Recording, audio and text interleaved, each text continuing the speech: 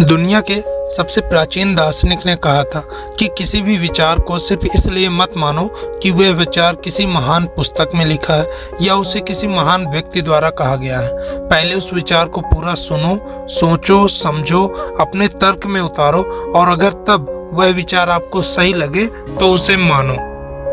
और आज की सामाजिक स्थिति को देखते हुए हमें इस विचार को समझने की और ज़्यादा ज़रूरत है।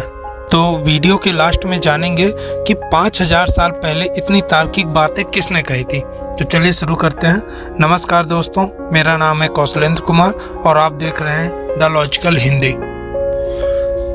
आज के टेक्नोलॉजी के ज़माने में जानकारियां तो सभी जगह से मिल जाती हैं, पर उन जानकारियों में कितना सच है और कितना झूठ, इसका फ़र्क बहुत से लोग नहीं कर पाते हैं। और ज़्यादातर लोगों को तो इस बात से फ़र्क भी नहीं पड़ता है कि वो जो कुछ सुन रहे हैं वो बातें तार्किक हैं या अतार्किक।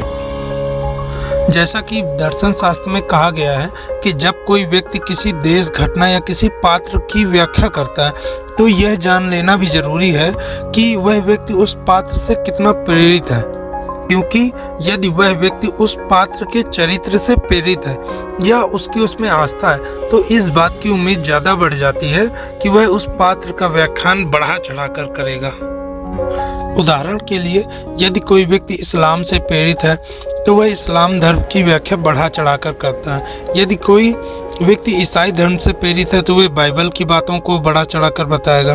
और यदि कोई व्यक्ति हिंदू धर्म से प्रेरित है तो वह हिंदू धर्म के पात्रों की व्याख्या भी बढ़ा चढ़ाकर करता है।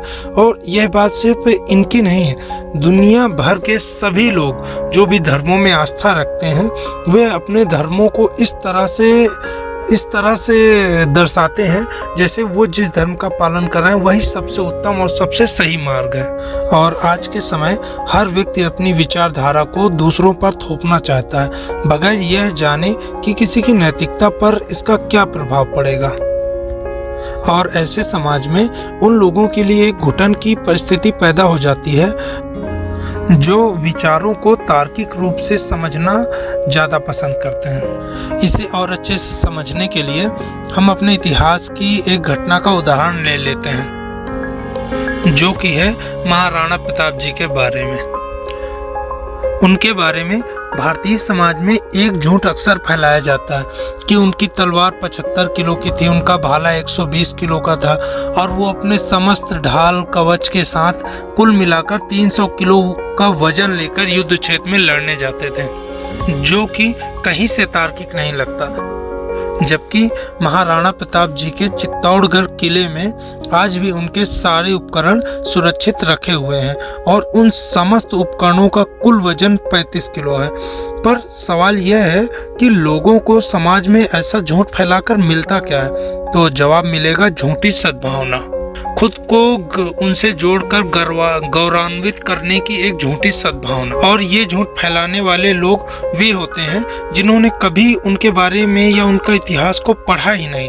अगर वो पढ़े होते तो उनको समझ आता कि महाराणा प्रताप जी को इतिहास में इसलिए नहीं जाना जाता कि वह 300 किलो वजन लेकर युद्ध क्षेत्र में लड़ने जाते थे, बल्कि उनकी राजनैतिक, सामाजिक व युद्ध नीति की रणनीतियों की वजह से भारतीय इतिहास में उनका नाम महान राजाओं में गिना जाता है। और हमारे इतिहास की ऐसी बहुत सी घटनाएं हैं जिनके बारे में हमारे समाज में सच से ज़्यादा झूठ फैलाया गया है। और ऐसे में जो एक सवाल मेरे मन में अक्सर उठता है कि क्या हम इंसानों ने भगवान के द्वारा मिली हुई सबसे बड़ी शक्ति को खो दिया? क्या हम भूल गए हैं कि ईश्वर ने हमको एक तार्किक प्राणी बनाया है और आज जो मानव सभ्यता का विकास हमको यहाँ तक लेकर आया है वो हमारी तार्किक बौद्धिक शक्तियों के कारण ही हम यहाँ तक पहुँचे। और इसीलिए इस दुनिया के सबसे महान फिलासफर बुद्ध ने यह कहा था कि किसी भी विचार को सिर्फ इसलिए स्वीकार न करें कि वह विचार किसी महान किताब में लिखा है या किसी महान विद्वान द्वारा कहा गया है। पहले उस विचार को सुने, सोचे, समझे और अपने तर्क में उतारें और तब उसे सही या गलत ठहराएं। तो आज के लिए बस इतना ही। अगर आपको मेरी बातें तार्किक लगी तो आप मुझे सपोर्ट कर सकते हैं। वीडियो को लाइक करें, शेयर करें, कमेंट करें और सब्सक्राइब जरूर करें। Thank you so much.